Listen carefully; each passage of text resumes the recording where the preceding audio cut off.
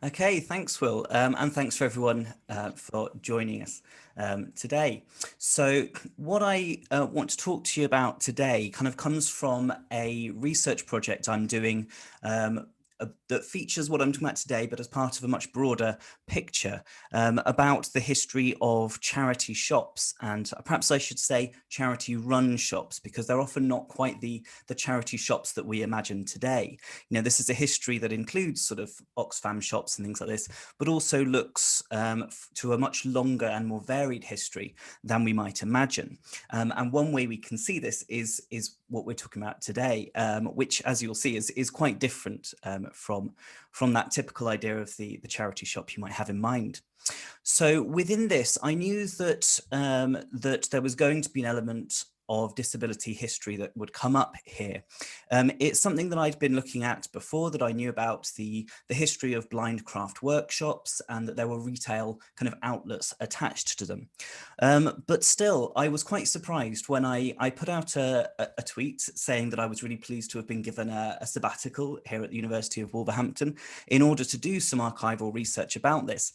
And I got a response, a really helpful, positive response from Rob Baker, who is in charge of the archives at a charity that today is called Blind Veterans UK, but has perhaps been better known over its history as St Dunstan's. And I should start with a thank you to Rob and the Blind Veterans UK archive for providing and allowing me to reproduce all of the photographs and images that you're going to see in today's talk. So that's really kind of them. So where does St Dunstan's fit in to this history? Well, I think we should start by saying that this is not just a history about blindness in general. This sits at a particular moment in British history, which is about the First World War. So when we think about the First World War, then disabled veterans feature quite prominently here. And if we were to take a look, let me get my slides going. So yeah, if we were to take a look at the history of the First World War and some of the work that's been done there, then we might point to Deborah Cohen's work, a really excellent book called The War Come Home, Disabled Veterans in Britain and Germany. And as she says in that book, she says, more than any other group, disabled veterans symbolize the First World War's burdens. Long after the armistice, the sight of empty sleeves tucked into pockets recalled sad memories of the war and its long-drawn suffering. For the disabled themselves, as one veteran explained, she said, the Great War could never be over. And this indeed sort of resonates with this slogan that was kind of adopted by the British Limbless Ex-Servicemen Association and its General Secretary, J.V. Bell. And that slogan was, others may forget, we cannot, 1914 to 18.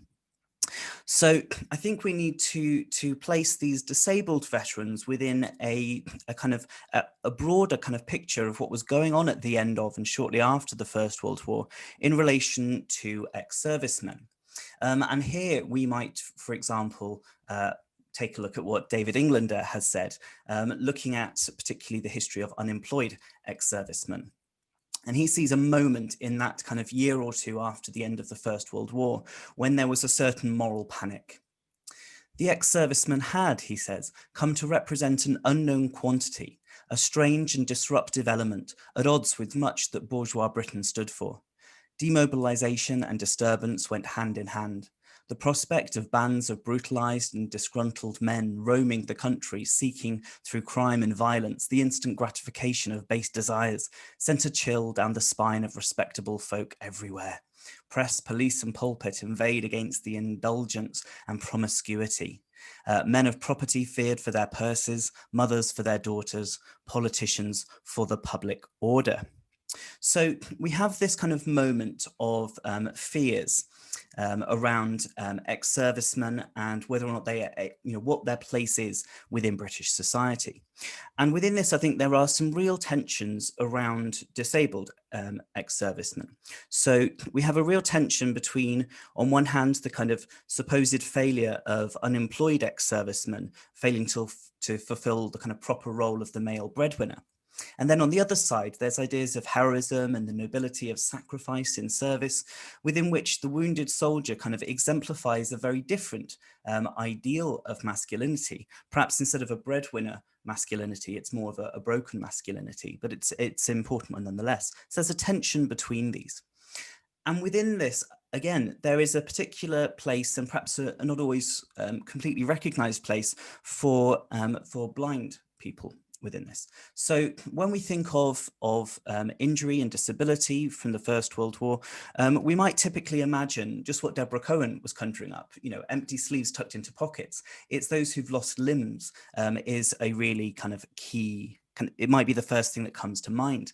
But of course, there's a range of different types of injuries that include losing your sight.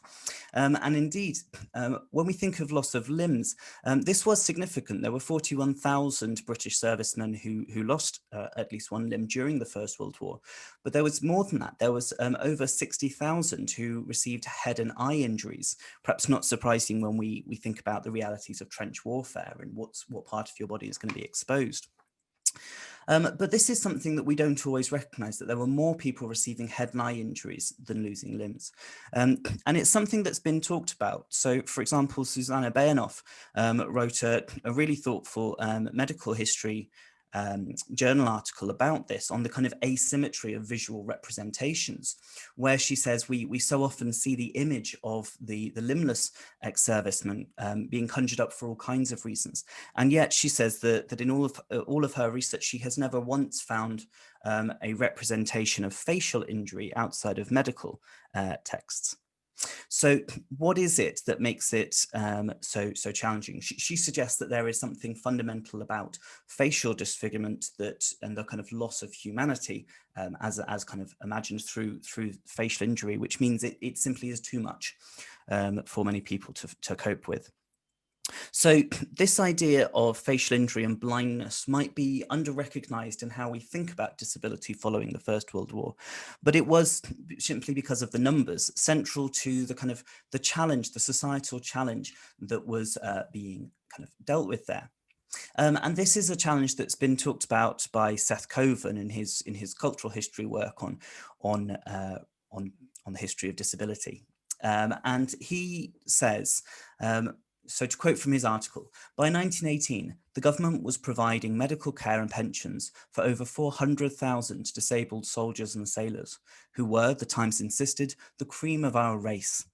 In their bodies, they bear the heritage of all our endeavors since we became a people.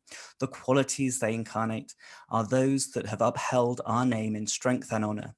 They must be won back from despondency and incapacity, restored to independence and usefulness. The disabled soldier's body, Coven says, was a repository for the nation's identity, its past, present, and future. And this idea of the challenge and what that challenge was summed up by Sir William Osler, leading medical man of his day, who said, there is no question of greater national importance than of how to make these men again effective citizens. And what did that mean? He said, capable of earning their own living. So this is the kind of challenge that we're being faced with here. And this idea of being able to earn their own living, this kind of breadwinner ideal, is particularly important. So who is it that's going to meet this challenge? Well, this is again something that Deborah Cohen's talked about, and talked about the distinctions between Britain and Germany here. So in Germany, there was a greater role for the state, but in Britain, state compensation was moderate, and that left philanthropy and voluntary effort to play a significant role. Their effects had, the effect of their involvement was profound, she said. To quote from her book again, broad participation in the resolution of war victims' problems led veterans to believe that their fellow citizens had honored their sacrifices. She goes on to say that this kind of provided a form of reconciliation between disabled veterans and those for whom they'd suffered. And this is, she suggests, one of the key reasons that disabled veterans didn't become radicalized and weren't part of what David Englander was talking about, these kind of demobbed masses that were a kind of worry. In British society, you don't see disabled veterans necessarily being so fundamental to that kind of moral panic. So who are the charities that are involved? Well, this is where we come to our kind of our focus on St Dunstan's.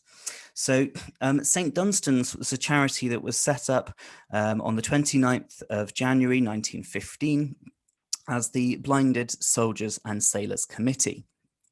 It took on its name of St Dunstan's officially in 1923, because this had been the name of the building, the home in Bayswater, where they had been no, in Regent's Park, the home in Regent's Park where they had been receiving people.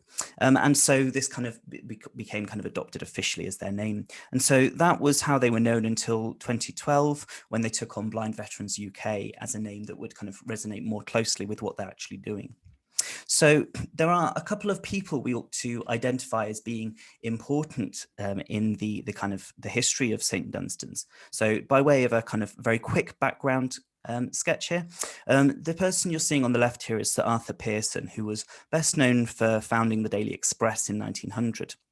About 8 years later, he started to lose his sight to glaucoma, and a couple of years later, he started giving up his roles in the press and turned his attention instead to things like developing the Pearson's Easy Braille Dictionary, which he published in 1912, and in 1914 became the president of the Royal National Institute for the Blind. And he was in that role whilst he set up St Dunstan's, which he kind of led until 1921, when on the 9th of December, he fell in his bathroom. He drowned in the bathtub. So the person who took over at that point was this man, Ian Fraser, who had in fact arrived at St Dunstan's as a service user. He was blinded at the Somme. And then while he was initially sent to the London General Hospital, he received a letter from Pearson, who invited him to come to St Dunstan's. And then in 1917, he started actually running a significant section of what the work St Dunstan's was doing. This is the aftercare section that would, you'd have men who would come in and receive some kind of rehab, but then helping them after they might leave. This is something that he took on in 1917. And then in 1921, when Pearson had to be replaced, he was elected as the chairman at just the age of 24. And that's a position he held for 52 years, even whilst he was doing many other things. So from 1924 onwards, he was, most of the time, he was also a Conservative MP for St Pancras at first, and then for Lonsdale up north later in 1940. That's he went back to being an MP after a few years' gap, when they decided in the early years of the war to change the rules to say that you could be both an MP and a governor of the BBC, which he was by this point. So he is doing a lot of things, but through this time, he's also kind of providing leadership for St Dunstan's. So I should mention I've mentioned the rehab work they do. This was something that that moved in 1927 down to Brighton, and then in 1938 to this purpose-built rehab centre in Ovingdean near Brighton. So rehab is important, but there are other elements too that are important to the history of St Dunstan's, like their role in developing assistive technologies. And this could be, for example, in the 1930s, where they worked with both the RNIB and they worked with the RNIB to set up the Talking Books Library on vinyl, as you can see at first, or in the 1960s, when they worked with both the RNIB and partners in the US to develop the kind of distinctive long cane that became very familiar, or whether it was Braille typewriters and this sort of thing. So there's a lot that they were doing in these areas too, but the part of their work that is most relevant to me is what they were doing in their workshops, because they had workshops that were central to this kind of mission to restore the men, the St Dunstan as they called them, to independence through teaching them new crafts. So the people who were coming into St Dunstan's had typically before the war been a range of things. They might have been miners, farm labourers, mill hands, or even regular soldiers. What they were being trained to do in the workshops was a very different set of tasks. They might be trained in joinery, boot making and repairing, mat making, basket making. but they also trained them increasingly later on in other jobs as well. So things like telephone operating, massage, poultry farming, or market gardening. And this is the kind of the rationale behind this, the kind of thinking here was, well, to give a quote from Ian Fraser here, they wanted to do something different to the established disability charities. The principles on which St Dunstan's is run, Ian Fraser said in 1920, are quite new in the blind world. In the past, blind men have been cared for in institutions where, after instruction in a trade, they are given more or less permanent employment. For various reasons, the blinded soldier could not or would not be treated in this way, and St Dunstan's therefore aimed at the ideal of returning the sightless man to a normal life in a community, as nearly as possible like the one in which he dwelt before he was wounded, and there enabling him to lead a useful and happy life. So I just want to mention then that this is new in certain ways, and we'll come to them, but it's also quite traditional in some other ways. It's part of something that we've seen from other disability charities before.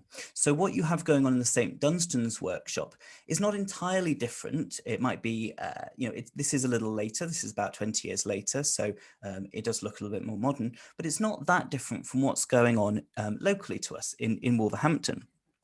So the Wolverhampton Society for the Blind, just for a point of kind of quick comparison, was established in 1875 in order to provide home visits and to, quote, give instruction in the use of embossed type, so Braille, we're essentially talking about here. In 1882, they first opened their workshop for 5 men. This was on Alexandra Street and then moved to John Street in Wolverhampton. And here they were learning basically the same range of craft skills as at St Dunstan's. They might be here in the kind of mat making or basket making. The difference was, of course, that this wasn't about who was serving in the forces during the First World War. So there were women too. And you might have women, for example, here being taught chair caning. There does seem to have been a difference in terms of what men and women were trained to do, what skills they were trained in.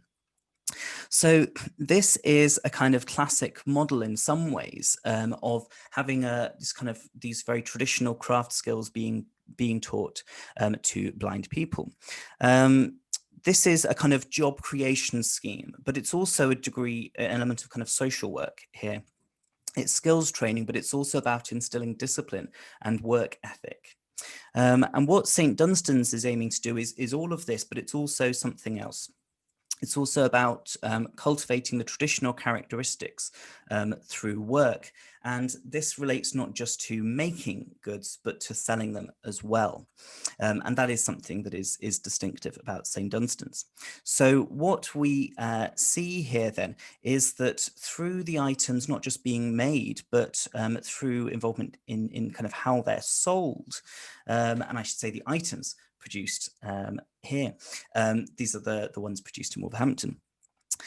Because there's then a link to how the items are sold and what they're sold for with St Dunstan's. We have in terms of how much items are sold for, there's a question of whether there's an alignment between the market value and the reward of their labor. So to see a distinction here, in Wolverhampton, they set up in 1918 what they called their wage augmentation scheme, which they did jointly with their kind of counterparts in Walsall and in Birmingham. And this meant that they would receive a kind of weekly sum for their work. And this would be based on a kind of sliding scale of their earning capabilities. So you would be, the amount you received was linked not just to what you produced, but how much you could be expected to produce, what was realistic for you, given your particular impairment. But then on top of that, there would also be trade union rates of pay that were negotiated. This is very different then from St Dunstan's. What's happening in terms of St Dunstan's is then that the support provided, it takes the form of rehab, it takes more training, it might be residential. But after that, what you earn is starkly linked to what you produce and what it sells for. So this didn't necessarily mean you were receiving less. It was not uncommon for men to earn sort of £2 or £3 a week in 1918. But the specifics, how much, whether it was less or more than that, was entirely linked to their labour. So the question here becomes, how are these items sold?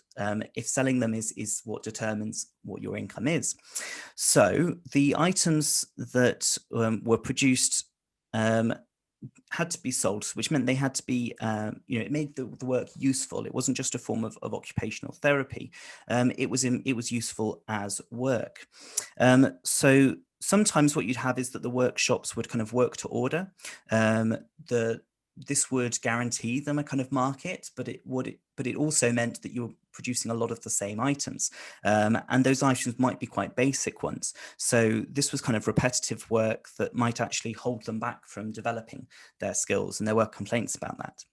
What you had as well as that then is this, and this is what Rob Baker emailed me to tell me about when he heard I was working on the history of charity shops.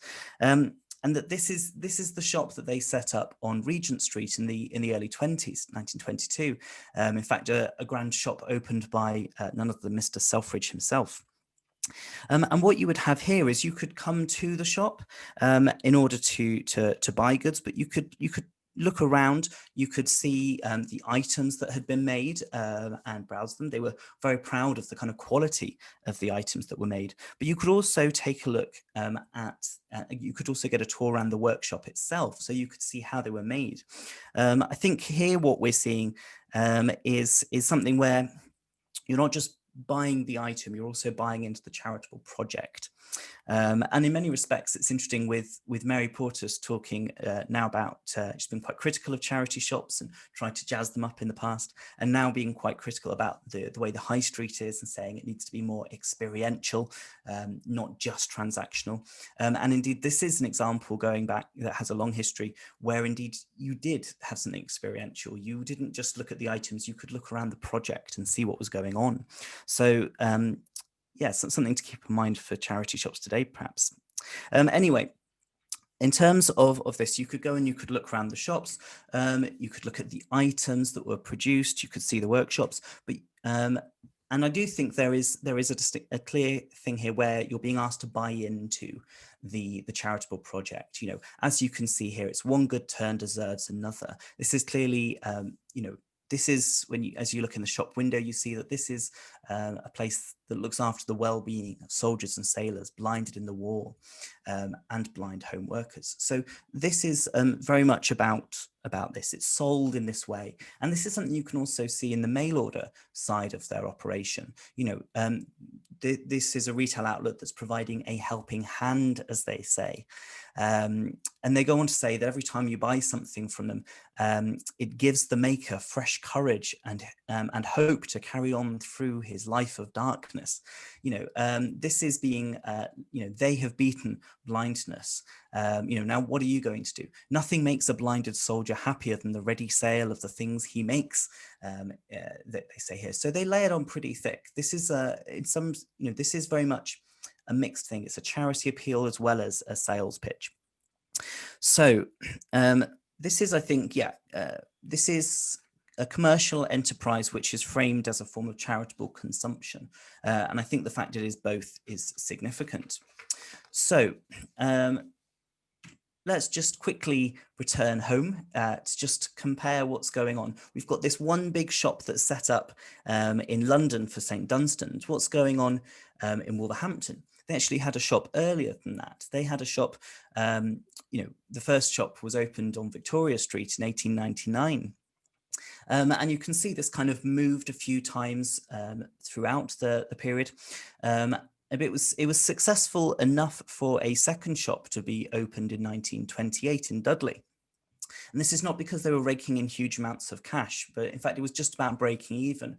But the fact it was breaking even and providing a kind of source of income and a market for the goods made by the people they were on their project, this was seen as being successful. So this is a model that we see in Wolverhampton for about 70 years.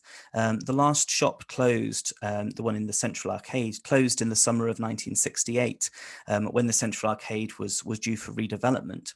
And and by then, what was then called the Wolverhampton, Dudley and District Institute for the Blind had shifted its focus away from this kind of traditional craft work towards industrial work and training.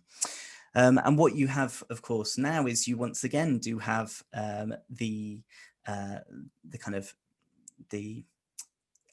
you have the charity that exists today, Beacon. You have them with their own shops as well. So you have them with their looking around shops that were first opened in the late 1980s. But these are more traditional charity shops as we know them, second-hand goods being sold as fundraising.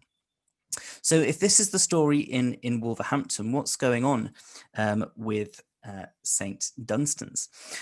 Well, are they seeing the same shift away from this kind of traditional craft work? Well, by 19, oh, there's another one here. St. Dunstan's was making a shift. So by 1949, they were saying that handicrafts were suitable for, quote, a limited number of older men or unfit men or additionally handicapped men for whom such traditional occupations are useful. And this is what they called kind of hobby training, which was marginal in the charity's work by the 1960s, but still producing a significant number of items. So there were still over 105,000 items in that year, 1961 to 2, that were produced as a form of hobby training, but then still being sold. So this is marginal but significant. And the fact that that's a large number and it's marginal tells you how big the kind of the craft work and retail side of things still was.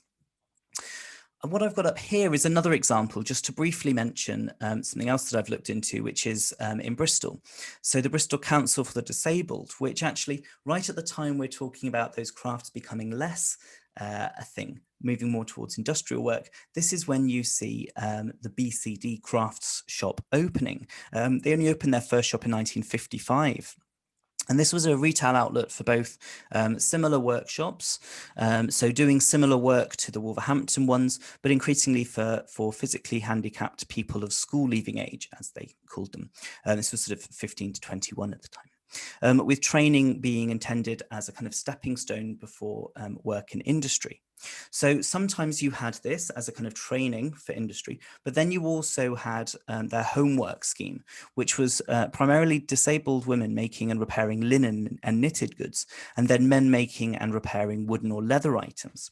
So you've got the shop selling both of these two sides of things. So in some senses, very traditional, but with also having small grants from local authorities in the 1980s and starting to work then also with the Manpower Services Commission, which meant that what seems very traditional and old-fashioned was actually kept going well into the 1990s. So this old model could survive, and it did also with the St. Dunstan's catalogue running through the 1980s. So this mix of shop and mail order provided something important for the St. Dunstaners, but what was important about it was not just that this is how you could find a market, but that this was a safety net. Through having the shops and the mail, well, their shop on Regent Street and their mail order system, this meant that, quote, men are assured of a permanent market. But that wasn't supposed to be secondary to something else. And it was secondary to the men opening their own shops all around the country. So what you get here is a whole range of people who've come into St. Dunstan's, perhaps had some kind of residential rehab, been trained up in certain skills in their workshops, and then going out to communities all over the country in order to set up shops as mat makers, basket makers, picture framers, boot makers and repairers. To quote Ian Fraser, local trade is far more attractive to the blinded soldier who likes to be as independent as possible and has the added advantage of stimulating local interest in his welfare. So I think it's something that we can say that there's a kind of commercial and charitable kind of principle here. That's the distinction between the two is blurred by community interactions. So it's the idea of interacting with people. They are both customers, but they are also community members. And this is the idea that going away from St Dunstan's itself. The people who you are living with and around can start to provide a new kind of form of support, a new network of support. So this is something that is being blurred in what the charity is trying to do. It's also something that's blurred in the actual shops themselves because of something which is actually very hard to see in some of these pictures. I find a lot of references to them, but clear pictures that show them are very hard. But what they often have is over the door, there's often a sign that says trained in St Dunstan's or trained by St Dunstan's. And so once again, for customers coming in, are they simply buying from a local shop where they might feel it's convenient, they might think the service is good or the products are good, or are they supporting them because it's a kind of charitable thing? There's a kind of mix here. And what we get in these shops, once they are in their own shops, running their own shops, is there's a degree of flexibility in terms particularly of what they could sell. So they could adapt what they were producing or selling to kind of fit local demand. So you might have, for example, someone who's been trained as a joiner, opening as a picture framers, and that might drift out into selling art supplies and the like, or even artworks. What you had in this early phase is this kind of real focus on home industry. So through if we were to go to 1937 and take a look at what they're saying in their annual reports, that what they're calling their aftercare. How do they define that? Well, they say that aftercare, quote, signifies the supervision of the men's lifelong welfare from every angle, industrial, commercial, professional, entertainment, health, domestic, and so on. And so this meant coming to visit men in their homes where they were producing and perhaps selling goods as well. So what you had was a group of staff of social visitors who would make regular visits. But there were also what they called technical visitors, which they said was a rather formidable title, which does not prevent them from being personal friends of the men, who help them to maintain their standard of craftsmanship and give them new ideas in the development of business. So what we have here is the charity not only training them up and sending them off, but also supporting them in terms of developing a business. And this is what this business is focused very much in the kind of before the Second World War on selling the work of his hands, as it says here. But things are changing by the late 1940s, and retail becomes a more central kind of part of the St Dunstan's aftercare. It's not just a kind of extension of the craft work that once you've made it, you have to sell it. It's the retail itself that becomes significant. And so what we see here, for example, is in 1948, a new scheme set up, their shop trustee scheme. And this was designed to do two things. Firstly, to, quote, train men as shopkeepers with special courses that included training in economics, bookkeeping, buying and selling, and the human relations that were so important to being good salespeople. And by 1959, this was being described as, quote, a course of bookkeeping, sales promotion, and generally on how to become an efficient shopkeeper. But secondly, the shop trustee scheme didn't just mean they were supported in this way, which is not so dissimilar to the technical visitors before. But also what they did was that the charity, St Dunstan's, would, quote, would buy a suitable small business. And these are held on trust for the beneficiary, who acts as manager during the first few years. The business is called by his name, not by the name of St Dunstan's, and he is credited with the whole of the reward of his labours, the balance held in reserve. Then after a few years of successful operation, the blinded man may begin to buy the business out of the accumulated reserve on easy terms, and thus have the great satisfaction of ownership for himself and his family. So we have this scheme being set up where it's not just about being able to sell your goods. It's not just about being effective as a shopkeeper. It's also about being a business owner. That's an important part of how people are being set up too. So we get in the 1956 report of the charity, they mention they talk about how this makes a real impact on people's lives. So it is that the ex-sergeant of the Royal Engineers who was wounded at Arnhem has, after 7 years, now made his tobacco, confectionery and stationery shop in Cricklewood his own property. And in 1957, they declared, in this way, independence is truly found. So something that we ought to keep in mind here is just the number of shopkeepers we're talking about. In 1940, we are talking about, sorry, in 1951, we're talking about 140 people having been set up as shopkeepers. That's about 10% of the St. Dunstaners who've been set up in the community in different roles. But this is a significant number, 140 shopkeepers around the country that have been set up by St. Dunstan's, but I'm not convinced that they are the only people who are actually engaged in a retail operation.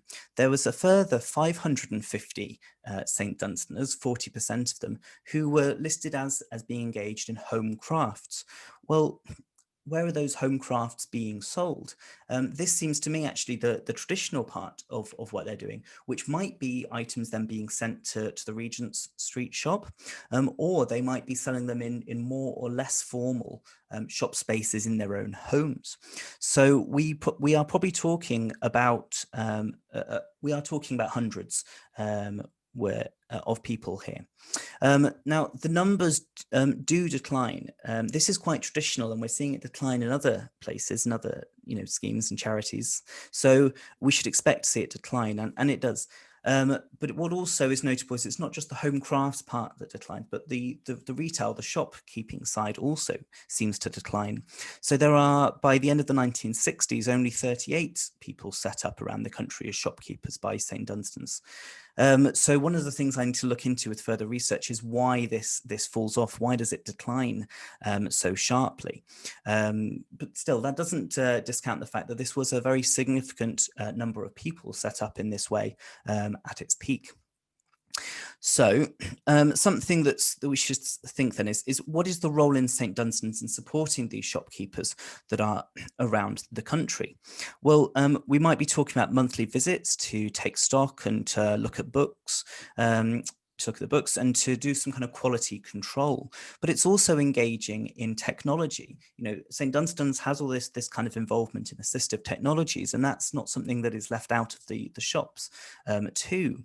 So in 1954, they say in one of their reports that they are working on what they call an entirely new machine for a blind and handless tobacconist to collect coins and give change. And what we're talking about here, you can imagine if you are blind, how you would deal with somebody paying you and trying to give them change. You would learn the feel of the different coins and the notes, the size of them, the shape of them, so that you could figure out what money you're being given and then figure out what to give.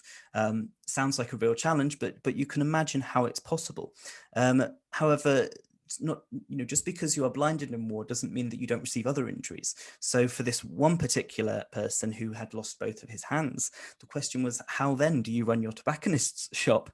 And so what they were developing was really like when you go onto a car park or over a toll bridge and you throw your coins in and then it gives you out the correct change.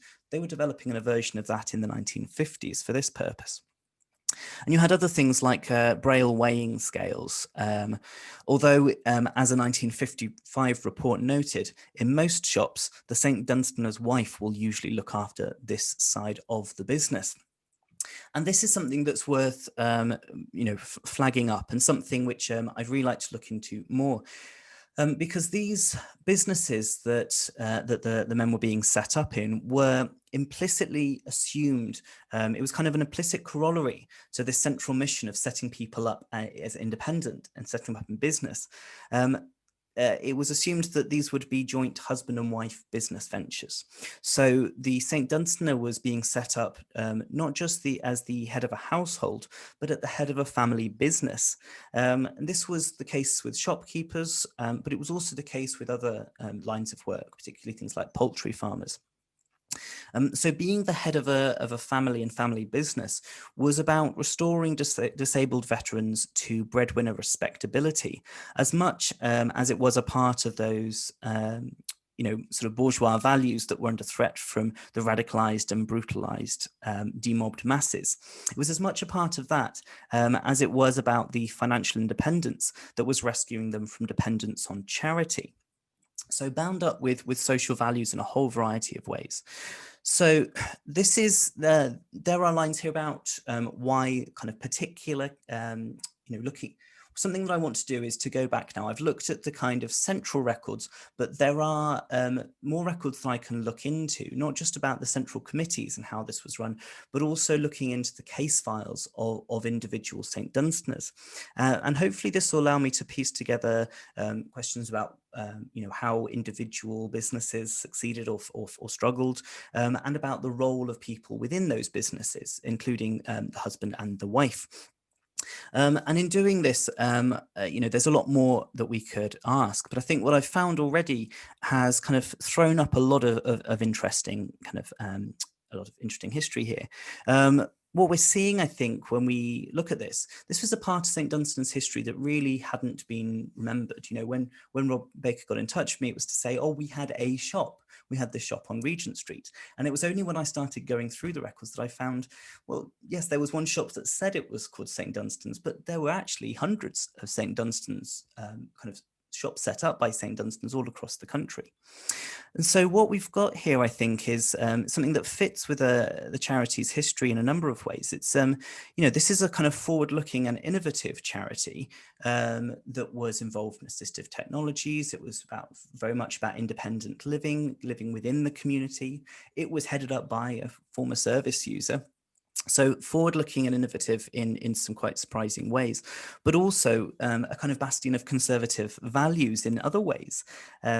Training for working independence, kind of forming this kind of element of a degree of social work through kind of training that was instilling those traditional values, but also aiming quite high in what those traditional values were. It was about middle-class, respectable values of the small businessman, as much as about a kind of industrious worker. So there's a lot I'd like to carry on looking at here, but in many respects, I think this fits within what we know about the history of disability kind of work schemes, but also throws up some interesting new insights. And I'll leave it there and take your questions. Thanks. Thank you again for that, George. Really, really fascinating look at the history. We have about roughly 10 minutes for questions. If anybody has a question, please drop it in the Q&A box. But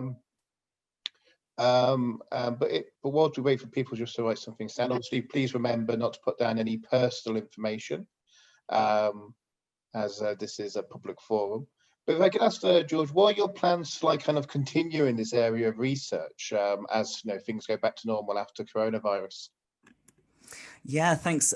Well, I'm planning to do a kind of a few different things. So I'm doing a much broader set of research where I've been going through the records of lots of different charities in order to piece together the story of how retail and shop, setting up and running shops sits within their history. So some of it will be going to more different charities. I was just discussing with one of my students the other day how Bernardo's is one of the main ones I haven't looked at yet. I've looked at Oxfam, at the British Red Cross, Save the Children, Christian Aid. There's a whole bunch of them I've looked at, and a lot of small independent ones. But St. Dunstan's is the only one of well, the ones I mentioned today. So St. Dunstan's has lots of material. There are smaller records in Wolverhampton and the one in Bristol. But I'm still sure that I can find more local kind of archives where I could find out a bit more about similar schemes not attached to the First World War. So hopefully the first thing I can do is get stuck into some more archives and find out how typical or atypical these stories I've talked about were today. And apart from that, going back and digging into the individual stories of individual St. Dunstaners and their shops, that's a whole big project. Excellent. So we got a question from Karen, which is the first shops in central London were in central London. Have you found out if the properties were donated to charity today properties would be really expensive. I just wondered how they were funded. Yeah, well, so the shop in London was they did actually move around a few times. So they did have a shop that was initially, where was it, in Bayswater, wasn't it? It was a little bit more out of the way, and was less, so it cost them less, and that was kind of linked to the workshop at first. So they had that, which was a bit cheaper and part of a property they already owned. And they did. Oh, I'm going to. It's because of lockdown. It's been quite a while since I was in the archive, but I'm pretty sure they owned that property. They did purchase it. St Dunstan's, it was a very well supported, well connected charity. So that kind of fundraising they were better suited for that than a lot of other charities. But more widely, it is a huge challenge, and it's in fact for other disability charities and other kinds of charities, how they access the properties is one of the ongoing things that I've been finding as it's the main ongoing challenge for charity retail is finding properties. In this case, they were on quite steady footing. In other cases, they would often be having properties that were kind of temporarily lent over to them. So during the Second World War, that happened a lot for things like Red Cross shops, where they had them all. They had more than 100 Red Cross shops in a network all over the country, and they were taken back at the end of the war. So you would have challenges like that. But what I found is that as the number of charity shops grew, they would, in sort of the 1960s and 70s, local businesses and other kind of non-commercial local actors often gave over empty spaces. I found Sainsbury's and Marks and Spencer's and things, giving over an empty space where they're moving out and they've still got the property for another 6 months or something, and they'll give it over to a local charity. So often there is a kind of thing about spaces being given over, but in this case, St Dunstan's was one of the well-off ones who could afford that themselves. Excellent, thank you, George. I don't think I have any other questions. Lucy in the chat has said, thank you very much. This was very interesting. So thank you, Lucy. And I think on that note, we will let everybody go, as I'm sure we're all very busy on this Monday morning. But thank you again, George. That was really interesting. This will be, well, as people who are hearing this later will realise, this will be available on YouTube. And just a reminder, we have further talks tomorrow at the Doctoral College at 5 p.m. So if you need a link to that, just drop me an email and we'll get that sorted for you. And there is also the Disabled Staff Networks meeting at 11 a.m. on Friday. And then finally on Wednesday, again at 1 o'clock, we have a talk about the basically how we have all coped with coronavirus, the psychological PPE that we've all required to get through the mental health aspects of lockdown. And finally, Karen has also said many thanks, really interesting talk. So thank you, everybody. And that is the end of our event.